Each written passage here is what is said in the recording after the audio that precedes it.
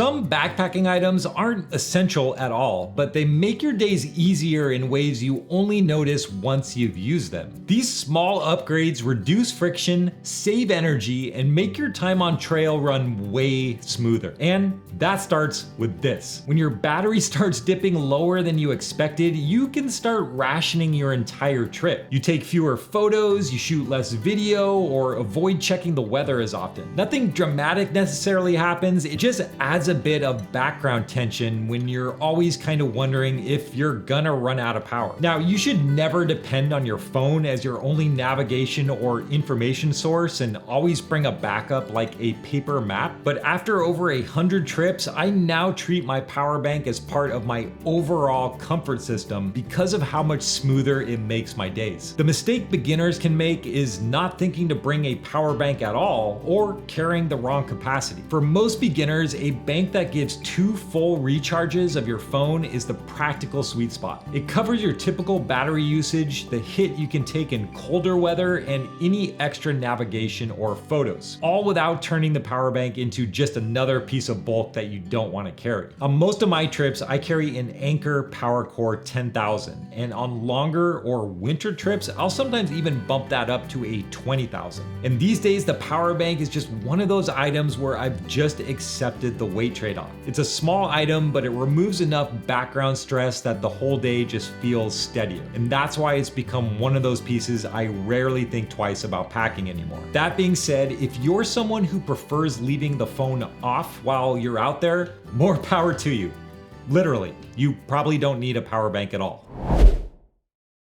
All right, filling a water bag from a shallow lake or a small pond looks simple, right up until you're actually trying to do it. When the water is flat and your bag has a narrow opening, nothing wants to go in. Let me explain. On my first trip, I got to a lake and assumed I could just dip my collapsible water bag under the water and it would just fill up. Nope, submerging the bag did nothing, and trying to drag it across the surface just kicked up sediment. I was like, wait, why isn't this working? The problem is that non-moving water doesn't naturally rush into a narrow opening, especially with a collapsible bag. You can dunk it over and over and nothing really happens. A scoop fixes that by letting you grab a small amount of water and pour it exactly where it needs to go, fast and controlled. I made mine by just cutting down an old Sawyer Squeeze water bag. Nothing fancy, but it solved the entire issue on the first try. You scoop, you pour, and you're done. It's way faster, no dragging the bottle sideways through the water, no mud on the threads, and no awkward balancing act on a slick rock trying to find an extra inch of depth. It weighs about an ounce, and it's one of those tiny upgrades that saves time, keeps things cleaner, and eliminates a frustration that most beginners don't realize is even coming.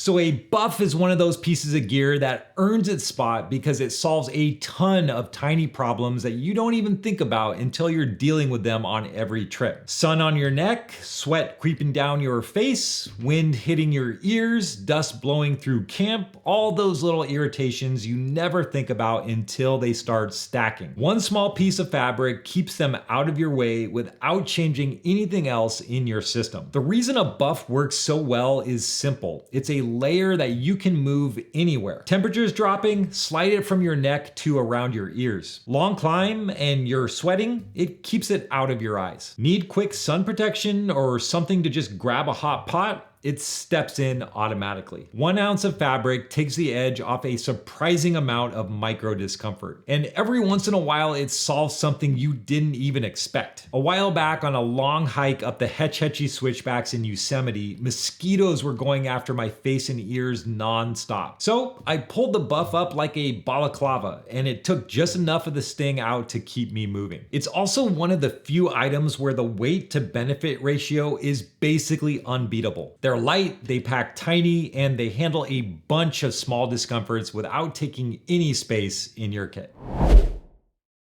Dedicated camp socks are a small upgrade that make a big difference at the end of the day. After miles of dust, creek crossings, snow melt, and sweat, your trail socks are done. They're damp, probably stretched out, and holding on to whatever the trail threw at your feet. Swapping them for a dry pair when you get to camp gives your feet a real reset when they need it most. Because your feet go through a lot during the day, swelling from the miles, getting wet in creek crossings, and just taking that constant impact. And walking miles on dusty or loose single track doesn't help either. By the time you get to camp, your socks are usually loaded with sweat, grit, and whatever else you step through. That first moment when you sit down, pull your shoes off, and let your feet air out is already a relief. Sliding into clean camp socks afterwards is what actually resets things. Warm toes, that dry fabric, and a layer that hasn't been beaten up all day makes a noticeable difference in how recovered your feet feel heading into the evening. And they're also great at night. Warm feet help you sleep better, and because these socks never hit the trail, they stay clean inside your bag for the whole trip. It's one of the easiest, lightest upgrades you can make. My favorite socks are from Darn Tough, but any good wool socks are usually just fine. Yes, camp socks aren't essential, but once you start using them, you tend to keep them around. So inflating your sleeping pad at the end of the day seems like a minor chore, but I've found that it can really hit harder than I expect when I'm already exhausted. After long miles, climbing, heat, or altitude, blowing up a pad by mouth takes more out of you than it should. And cold nights make it worse. Every breath cools you down and slows the part of the evening when you should be warming up and settling in. And it makes sense. When you're fatigued, forcing a bunch of deep breaths raises your heart rate, it pulls cold air into your lungs, and delays how quickly your body can switch into rest mode. So a tiny battery-powered pump removes all that. Clip it on, let it run, and keep your energy for everything else. I decided to grab one when I realized that I was slowly starting to dread blowing up my sleep pad more than setting up my tent. So I ended up getting the tiny pump from Flextail Gear. It's like 3 ounces, it's USB rechargeable, and it also deflates my pad in the morning, which is a welcome bonus. I didn't even realize they made pumps like this that were so small and light, and the payoff was immediate. No more lightheaded evenings, no cold air hits to the lungs, no extra fatigue right before I need to cook dinner. And a tiny air pump fits perfectly into that non-essential category, but once you try it, you keep bringing it. And after long days, that little bit of saved effort really matters. And that's the pattern with a lot of these small upgrades. They don't look like much, but they remove just enough friction that your whole trip runs smoother. When you bring a few of them out there, the days feel easier and you end up with more energy left for the parts you actually want to enjoy.